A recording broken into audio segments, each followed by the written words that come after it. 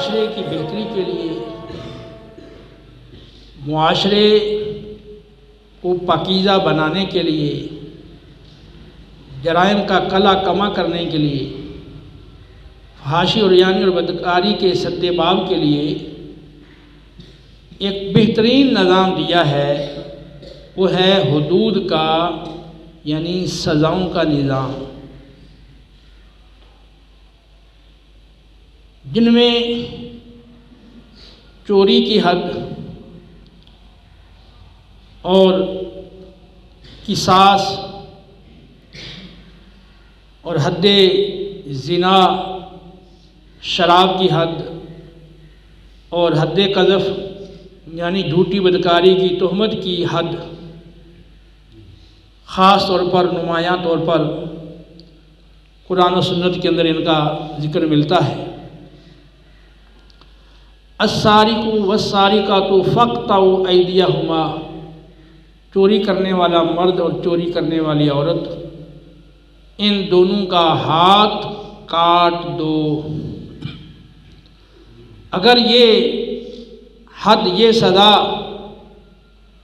معاشرے میں نافذ ہوتی تو آج چوریاں، ڈکیتیاں اور اس کے ضمن میں قتل و غارت جو بڑی تیزی سے بڑھتی چلی جا رہی ہے اور معاشرے میں فروغ پا رہی ہے، اور جس نے لوگوں کو اپنے خوف و ہراس میں اور لپیٹ میں لے رکھا ہے، آج اس کا نام و نشان تک نہ ہوتا۔ اسی طرح شریعت نے قصاص کی حد رکھی ہے۔ ایک ہے اعضاء کا قصاص، کہ ناک کے بدلے ناک، آنکھ کے بدلے آنکھ، کان کے بدلے کان، اس طرح دیگر اعضاء کے اندر قصاص اور زخموں میں قصاص رکھا گیا ہے۔ ہر کسی نے ایک عضو کاٹ دیا ہے تو اس کے بدلے میں اس کا وہ عضو کاٹا جائے گا۔ اسی طرح جان کا قصاص ہے، اگر کسی نے حق کسی کو قتل کر دیا تو اس کے بدلے میں اس کو قتل کیا جائے گا۔ اگر یہ حد ہمارے ملک میں نافذ ہوتی، یہ سزا نافذ ہوتی، تو آج جو قتل و غارت کا بازار گرم ہے اور لڑائیوں میں ایک دوسرے کے اعضاء تلف کیے جاتے ہیں، یہ نوبت نہ آتی۔ وَلَكُمْ فِي الْقِصَاصِ حَيَاتٌ يَا أُولِي الْأَلْبَابِ، اے عقل مندو، اس قصاص میں تمہاری زندگی ہے اور تمہاری زندگی کا تحفظ ہے۔ اسی طرح معاشرے کو ہر طرح کی بدکاری سے پاکیزہ رکھنے کے لیے شریعت نے زنا کی سخت کڑی سزا ذکر فرمائی ہے۔ الزانیۃ والزانی فاجلدوا کل واحد منہما 100 جلدہ، زنا کرنے والا مرد اور زنا کرنے والی عورت، ان دونوں میں سے ہر ایک کو 100 کوڑے مارو۔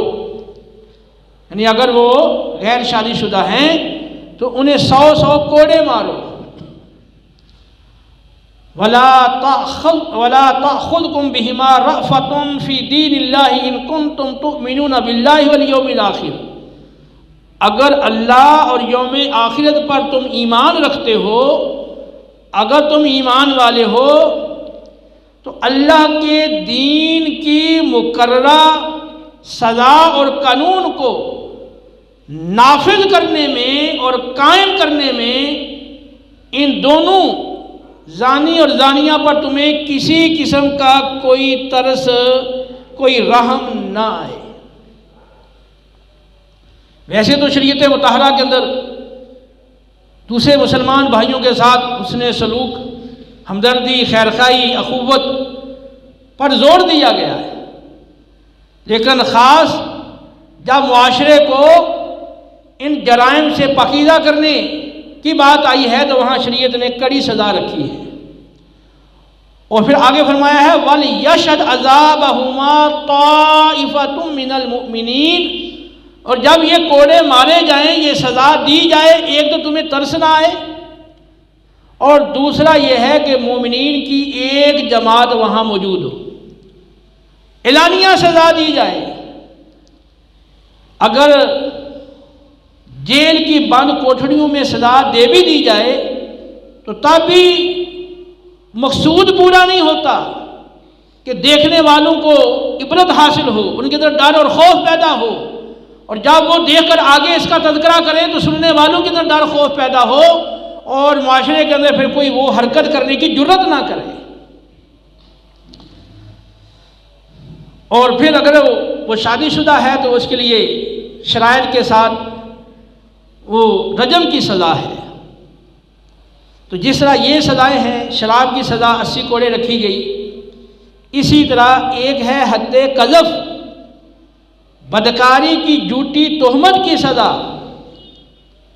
سورہ نور میں اللہ رب العالمین کا ارشاد ہے، والذین یرمون المحصنات ثم لم یأتوا بأربعة شہداء فاجلدوہم 80 جلدہ ولا تقبلوا لهم شہادة ابدا وأولئک هم الفاسقون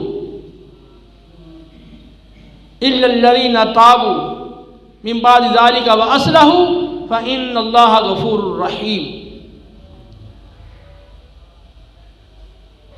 وہ لوگ جو پاک دامنہ عورتوں پر بدکاری کی تہمت لگاتے ہیں، انہیں اگر وہ 4 گواہ نہ لا سکیں تو ان کو 80 کوڑے مارو، اور ان کی شہادت کو آئندہ کسی معاملے میں قبول مت کرو، یہی لوگ فاسق ہیں۔ ہاں مگر جو اس کے بعد سچی توبہ کر لیں اور اپنے احوال کی اعمال کی اصلاح کر لیں، انہیں سنوار لیں، تو بے شک اللہ تعالی بخشنے والا بڑا مہربان ہے۔ آج آپ دیکھتے ہیں ہمارے معاشرے کے اندر بدکاری کی تہمتیں اور جھوٹی تہمتیں اور بہتانوں کو کس طرح بنا سنوار کے میڈیا کے ذریعے عام کیا جاتا اور مسلمانوں کی عزت کو پامال کیا جاتا ہے، ان کے ساتھ کھیلا جاتا ہے۔ تو اگر یہ حد قذف نافذ ہوتی تو کوئی بھی اس کی جرت نہ کرتا، نہ کسی صحافی کو جرت ہوتی، نہ کسی اینکر کو جرت ہوتی، نہ کسی اور تیسرے کو جرت ہوتی۔ شریعت مطہرہ نے جہاں زنا کی سزا انتہائی سخت رکھی ہے اس جرم کی سنگینی کی وجہ سے، وہاں احتیاط کو بھی ملحوظ خاطر رکھا ہے۔ عام معاملات میں 2 کی گواہی معتبر ہے، وَأَشْهِدُوا ذَوَيْ عَدْلٍ مِّنْكُمْ، اپنوں میں سے 2 مردوں کو جو عادل ہوں ان کو گواہ بنا لو، اور اگر 2 مرد نہیں ہیں تو 1 مرد اور 2 عورتوں کو گواہ بنا لو۔ لیکن یہاں پر یہ ہے کہ 4 گواہ چشمدید جنہوں نے اپنی آنکھوں سے خاص اس حالت میں زانی اور زانیہ کو دیکھا ہو تو وہ قاضی کے پاس گواہی دیں، قاضی ان کی عدالت کی وہ تحقیق کرے گا کہ واقعی یہ عادل لوگ ہیں۔ تو جب واقعی عادل ہوں تو 4 عادل وہ یکدم وہ جھوٹی بات بنا کے اور گھر کے وہ پیش کر دیں، یہ متصور نہیں ہے اگر وہ واقعی عادل ہوں۔ لیکن یہاں پہ اللہ رب العالمین جل جلالہ خود گواہ تو تھے ہی نہیں نہ سرے سے، لیکن خود اللہ رب العالمین اس کی تردید فرما رہا ہے اس جھوٹی تہمت کی۔ فرمایا لولا جاءوا علیہ بأربعة شہداء، یہ لوگ انہوں نے جھوٹی تہمت گھڑ کے ام المومنین عائشہ صدیقہ رضی اللہ تعالی عنہا کی عزت کو پامال کیا، یہ اس پر 4 چشمدید گواہ کیوں نہیں لے کر آئے؟ فَإِذْ لَمْ يَأْتُوا بِالشُّهَدَاءِ فَأُولَٰئِكَ عِندَ اللَّهِ هُمُ الْكَاذِبُونَ، تو جب یہ 4 گواہ نہیں لا سکے، گواہ تو ایک بھی نہیں تھا، تو جب گواہ نہیں لا سکے تو یہی اللہ کے نزدیک سب سے زیادہ جھوٹے ہیں۔ فَأُولَٰئِكَ عِندَ اللَّهِ هُمُ الْكَاذِبُونَ، ہم کے ساتھ تاکید لائی گئی، پھر الکاذبون خبر کو معرفہ لایا گیا تاکید پیدا کرنے کے لیے کہ یہ اللہ کے ہاں سب سے زیادہ جھوٹے ہیں، بڑے جھوٹے لوگ ہیں یہ۔ ولولا فضل اللہ علیکم ورحمتہ فی الدنیا والآخرہ لمسکم فیما افضتم فیہ عذاب عظیم۔ اگر اللہ کا فضل اور اس کی رحمت دنیا و آخرت دونوں جہانوں میں تم پر نہ ہوتی تو جس بات کے چرچے میں اور جس بات اور تہمت کو پھیلانے میں اور آگے پہنچانے میں تم مشغول ہو گئے تھے، اس کی وجہ سے تمہیں بہت بڑا عذاب پہنچتا۔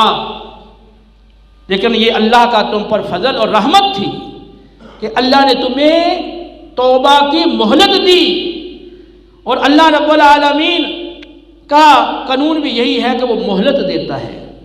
لو یؤاخذ اللہ الناس بظلمہم ما ترک علیہا من دابہ ولکن یؤخرہم الی اجل مسمی فاذا جاء اجلہم لا یستأخرون ساعۃ ولا یستقدمون۔ اگر اللہ نافرمانی کرنے والوں کی فوری پکڑ کرتا تو کسی کو زمین پہ چلتا ہوا نہ چھوڑتا، لیکن وہ ایک خاص وقت تک مہلت دیتا ہے۔ جب وہ مہلت یعنی عمر پوری ہو جائے گی تو پھر نہ تو لوگ آگے اس مہلت سے بڑھ سکیں گے نہ پیچھے رہ سکیں گے۔ تو اللہ رب العالمین کا یہ تم پر فضل ہے، تم پر رحمت ہے اللہ کی کہ تمہیں مہلت دی اور پھر تمہیں توبہ کی توفیق دی، اور پھر تمہیں اس کی وجہ سے آخرت کے بہت بڑے عذاب سے بچا لیا۔ تو دنیا میں بھی تم پہ اللہ کا فضل اور رحمت ہوئی، اور آخرت میں بھی تم پہ اللہ کا فضل اور رحمت ہے، لہذا تم اس بہت بڑے عذاب سے بچ گئے ہو۔ اذ تلقونہ بألسنتکم وتقولون بأفواہکم ما لیس لکم بہ علم وَتَحْسَبُونَهُ هَيِّنًا وَهُوَ عِندَ اللَّهِ عَظِيمٌ۔ اور جب تم اس تہمت والی بات کو ایک دوسرے سے سن کر آگے پہنچا اور پھیلا رہے تھے، تم اپنے منہوں سے وہ بات کہہ رہے تھے جس کا تمہیں سرے سے کوئی علم ہی نہیں تھا، اور تم اس بات کو بالکل ہلکا اور معمولی سمجھ رہے تھے، جبکہ یہ بات اللہ کے ہاں بہت بڑی ہے، یہ بڑا سنگین جرم ہے۔ ایک عام مسلمان پاک دامنہ پارسا عورت کی عزت کو پامال کرنا اور معاشرے میں اچھالنا اور اس کے خاندان کی عزت کو خراب کر دینا اور اس کو ذلیل کر دینا، یہ کوئی چھوٹا جرم نہیں ہے، بہت بڑا جرم ہے، بڑا سنگین جرم ہے۔ اور پھر ام المومنین عائشہ صدیقہ رضی اللہ تعالی عنہ، تو ان کی پارسائی کو بھی دیکھیں، ان کے خاندان کو بھی دیکھیں، نبی کریم علیہ السلام سے ان کے تعلق کو بھی دیکھیں، اور پھر ان پر جو بدکاری کی تہمت لگائی گئی اور پھیلایا گیا، ان سب نفوس قدسیہ کو انتہائی تکلیف اور اذیت دی گئی، ان کی عزت کو پامال کرنے کی کوشش کی گئی۔ اتنا بڑا سنگین جرم اور تم نے اس کو بالکل ہلکا سمجھ لیا۔ وَتَحْسَبُونَهُ هَيِّنًا وَهُوَ عِندَ اللَّهِ عَظِيمٌ۔ تم اس کو معمولی سمجھ رہے تھے، ہلکا سمجھ رہے تھے، یہ ہلکی بات نہیں تھی، اللہ کے ہاں یہ بہت بڑی بات تھی۔ وَتَقُولُونَ بِأَفْوَاهِكُمْ، تم منہ سے ایسی بات کہہ رہے تھے مَا لَيْسَ لَكُمْ بِهِ علم، جس کا تمہیں علم نہیں تھا۔ تو ایسی بات جس کا بندے کو علم ہی نہ ہو، بغیر علم کے اس کو آگے پھیلا دینا، یہ بھی ممنوع ہے، یہ بھی ناجائز ہے۔ اللہ نے قرآن پاک میں دوسرے مقام پر ارشاد فرمایا وَلَا تَقْفُ مَا لَيْسَ لَكَ بِهِ عِلْمٌ، اس بات کے پیچھے مت پڑو جس کا تمہیں علم ہی نہیں ہے۔ تو جس کا تمہیں علم ہی نہیں ہے اس کے پیچھے مت کیوں پڑتے ہو اور اس بات کو آگے کیوں پھیلاتے ہو؟ تو یہ تہمت والی بات کو آگے پھیلانا یہ بھی اشاعت فاحشہ ہے، یعنی برائی کی تشہیر ہے۔ اس کو بھی قرآن سختی سے منع کرتا ہے۔ ان الذین یحبون ان تشیع الفاحشۃ فی الذین آمنوا لہم عذاب علیم فی الدنیا والآخرہ واللہ یعلم وانتم لا تعلمون۔ بے شک وہ لوگ جو مسلمانوں کے اندر بے حیائی کے باتوں کو پھیلانا اور ان کا پھیلنا پسند کرتے ہیں، ان کے لیے دنیا و آخرت میں دردناک عذاب ہے، اللہ جانتا ہے اور تم نہیں جانتے ہو۔ تو تہمت والی بات کو، جھوٹی بات کو پھیلانا یہ بھی جرم ہے، اور پھر جس بات کا علم نہیں وہ بات کرنا یہ بھی جرم ہے، اور پھر ایک سنگین جرم کو، بڑے گناہ کو ہلکا سمجھنا یہ بھی جرم ہے۔ صحیح بخاری اور صحیح مسلم کی روایت ہے، نبی کریم صلی اللہ علیہ وسلم نے 7 کبائر کا یعنی 7 بڑے گناہوں کا جب ذکر فرمایا کہ 7 کبیرہ گناہ ہیں، بڑے بڑے گناہ 7 ہیں، ان میں ایک گناہ کیا ہے؟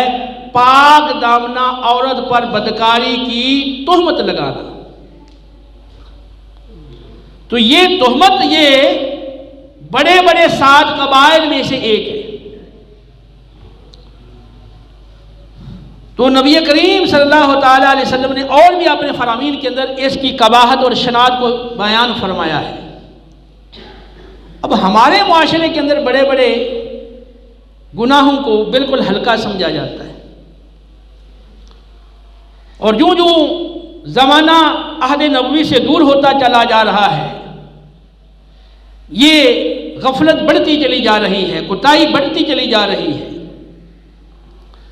صحیح بخاری کی روایت ہے، حضرت انس رضی اللہ تعالی عنہ سے مروی ہے، آپ فرماتے ہیں کہ تم لوگ ایسے اعمال کرتے ہو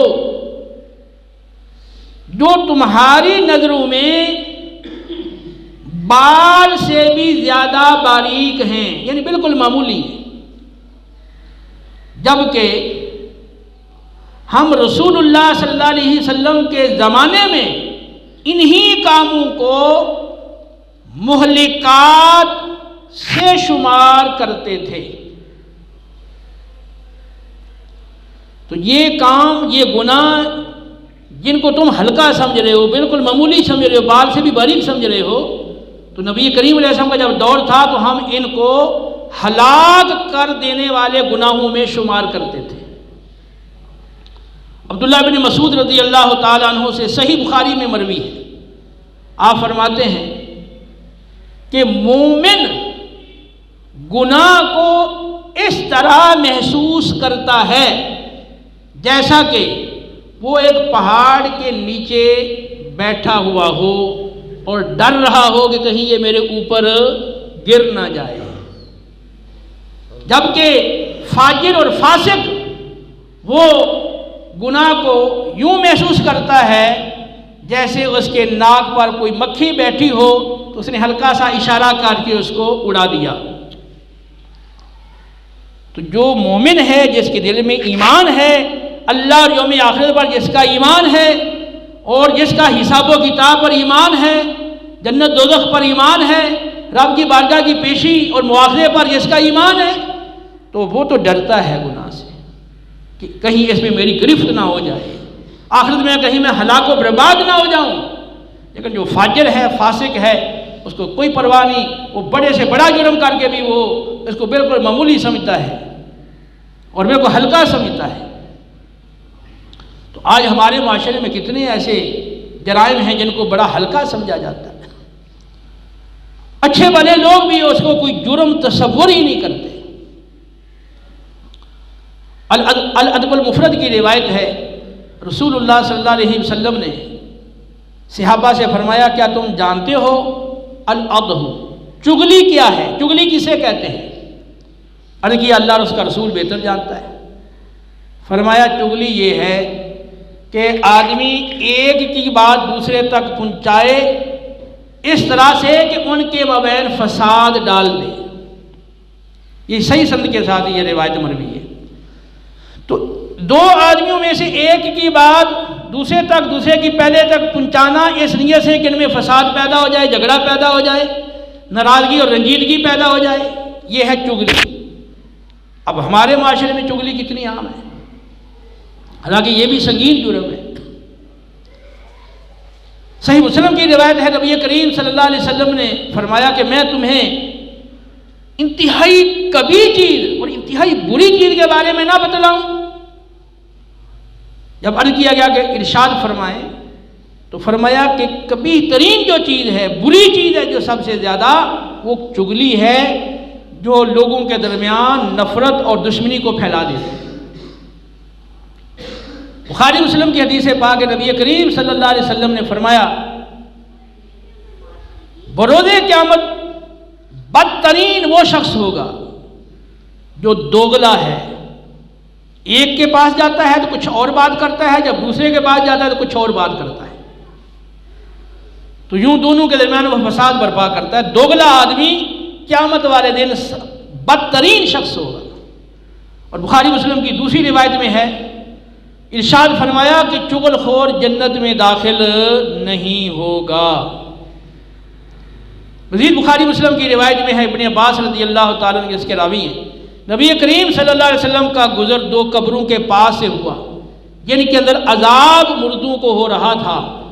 آپ نے فرمایا وما، ان دونوں قبروں میں عذاب ہو رہا ہے، وما یعذبان فی کبیر، کسی بڑے گناہ کی وجہ سے نہیں۔ ان میں سے ایک وہ چغلی کیا کرتا تھا، فکان یمشی بالنمیمہ، چغلی کیا کرتا تھا، چغل خور تھا، اور جو دوسرا ہے وہ پیشاب کے چھینٹوں سے نہیں بچتا تھا۔ پھر آپ نے ایک سرسبز شاخ منگوائی، اس کے دو ٹکڑے کیے اور دونوں ٹکڑے ایک ایک قبر پہ آپ نے گاڑ دیے، اور جب اس کی وجہ دریافت کی گئی تو ارشاد فرمایا کہ جب تک یہ شاخوں کے ٹکڑے سرسبز رہیں گے ان کے عذاب میں اللہ کی بارگاہ سے امید ہے تخفیف رہے گی۔ تو معلوم ہوا کہ چغل خوری آخرت کے عذاب سے پہلے عذاب قبر کا بھی سبب ہے، اور کتنی لڑائیاں جھگڑے اور خاندانوں میں فساد اس چغل خوری کی وجہ سے ہوتے ہیں، لیکن چغل خوری کو ہمارے معاشرے میں کوئی برائی یا کوئی سنگین جرم تصور نہیں کیا جاتا۔ یہی حال غیبت کا ہے۔ بخاری مسلم شریف کی روایت ہے، نبی کریم صلی اللہ علیہ وسلم نے فرمایا کیا تم جانتے ہو کہ غیبت کیا ہے؟ تو صحابہ نے عرض کیا کہ اللہ اور اس کا رسول بہتر جانتا ہے۔ ارشاد فرمایا غیبت یہ ہے کہ تم اپنے بھائی کی عدم موجودگی میں اس کے کسی ایسے عیب کا ذکر کرو جس کے ذکر کو وہ ناپسند کرتا ہو۔ صحابہ نے عرض کیا یا رسول اللہ اگر وہ عیب واقعے کے اندر اس میں موجود ہو تو پھر بھی غیبت ہے؟ فرمایا ہاں، خاص اسی صورت میں ہی تو غیبت ہے، یعنی وہ عیب اس میں موجود ہے اور تم اس کا ذکر کر رہے ہو تبھی تو غیبت ہے، اور اگر وہ اس میں عیب ہے ہی نہیں تو پھر تو یہ بہتان ہے، پھر تو یہ بہتان ہے جو غیبت سے بھی بڑا گناہ ہے۔ ابو داؤد کی روایت میں ہے، نبی کریم صلی اللہ علیہ وسلم نے ارشاد فرمایا، یہی صحیح سند کے ساتھ روایت ہے، فرماتے ہیں جب مجھے معراج کرائی گئی تو میں نے دیکھا کچھ ایسے لوگ ہیں جن کے ناخن تانبے کے ہیں، تانبے کے ناخن ہیں، وہ چہرے کو اور اپنے سینے کو نوچ رہے ہیں۔ دریافت فرمانے پر جبریل علیہ السلام نے عرض کیا یہ وہ لوگ ہیں جو اپنے بھائیوں کا گوشت کھایا کرتے تھے اور ان کی عزت و آبرو میں عیب جوئی کیا کرتے تھے۔ غیبت کرنا یہ اپنے مسلمان بھائی کا گوشت کھانا اس کے برابر قرار دیا گیا۔ سورۃ الحجرات میں اللہ رب العالمین کا ارشاد ہے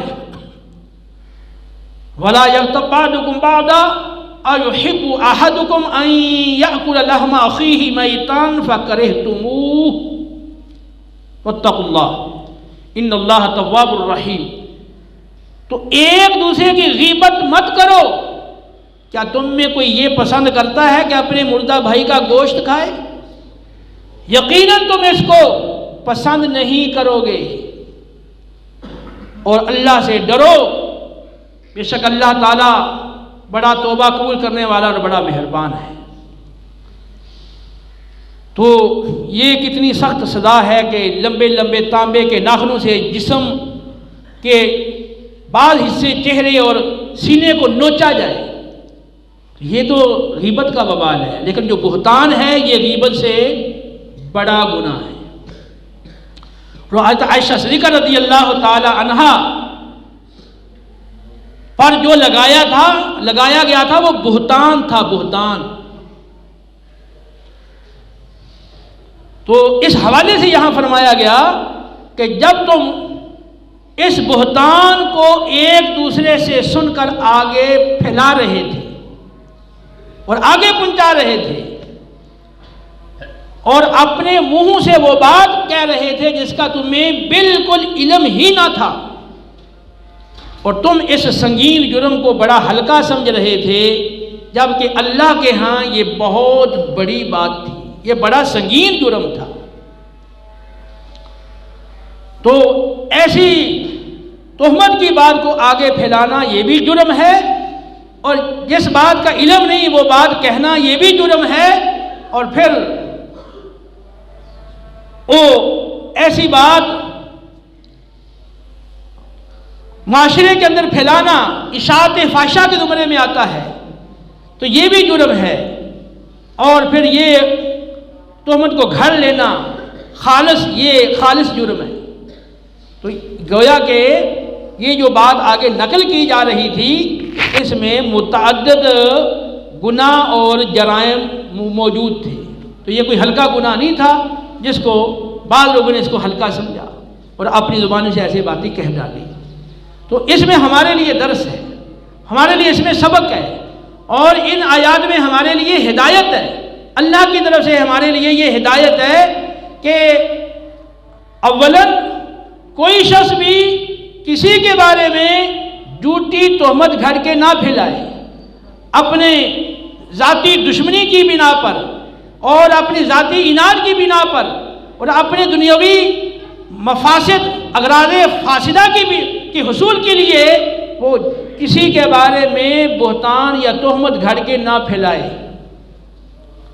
اور پھر دوسری بات یہ ہے کہ اگر ایسی بات تم تک پہنچے، سنی سنائی بات تم تک آئے جس سے کسی مسلمان کی عزت پہ حرف آتا ہو، کسی مسلمان کی عزت کو نقصان پہنچتا ہو، تو ہرگز اس کی اجازت نہیں ہے کہ تم بغیر کسی تحقیق کے، بغیر کسی شرعی ثبوت کے اس بات کو آگے پہنچاؤ۔ آج ٹی وی کے ذریعے، موبائلوں کے ذریعے اور electronic media, print media, social media کے ذریعے عزتوں کو اچھالا جا رہا ہے اور ایسی جھوٹی باتوں کو پھیلایا جا رہا ہے۔ تو اس حوالے سے ہوش کے ناخن لینے چاہیے، اس حوالے سے محتاط ہونا چاہیے۔ جو شخص اس گناہ میں پہلے شریک ہوا، مرتکب ہوا، اس کو اللہ کی بارگاہ میں سچی توبہ کرنی چاہیے، کیونکہ یہ بات دنیا و آخرت میں عذاب کا سبب ہے۔ وَلَوْلَا فَضْلُ اللَّهِ عَلَيْكُمْ وَرَحْمَتُهُ فِي الدُّنْيَا وَالْآخِرَةِ لَمَسَّكُمْ فِي مَا أَفَضْتُمْ فِيهِ عَذَابٌ عَظِيمٌ۔ اگر اللہ کا فضل اور اس کی رحمت دنیا و آخرت دونوں جہانوں میں تم پر نہ ہوتی تو جس جھوٹی بات کو پھیلانے میں تم پڑ گئے تھے اور جس جھوٹی تہمت کے چرچے میں تم مبتلا ہو گئے تھے، اس کی وجہ سے تمہیں عذاب عظیم پہنچتا۔ یہ تو اللہ کا فضل ہوا، اس کی رحمت ہوئی کہ تمہیں مہلت مل گئی، تم نے توبہ کر لی اور تم آخرت کے بہت بڑے عذاب سے بچ گئے۔ تو یہ ایسی باتیں پھیلانا یہ بہت بڑے عذاب کا باعث ہے۔ تو اللہ نے اگر مہلت دی ہے آپ کو تو آپ فوراً توبہ کریں اور اللہ سے معافی مانگیں، آئندہ سچا عہد کریں کہ اس طرح کی بات میں ہم کسی طرح کے بھی حصے دار نہیں بنیں گے، اور آئندہ پورے محتاط رہیں اور یہ اللہ کا پیغام آگے بھی پہنچائے۔ اللہ رب العالمین ہمیں سچی ہدایت نصیب فرمائے اور سچی توبہ کی توفیق دے۔ وما علینا الا البلاغ المبین۔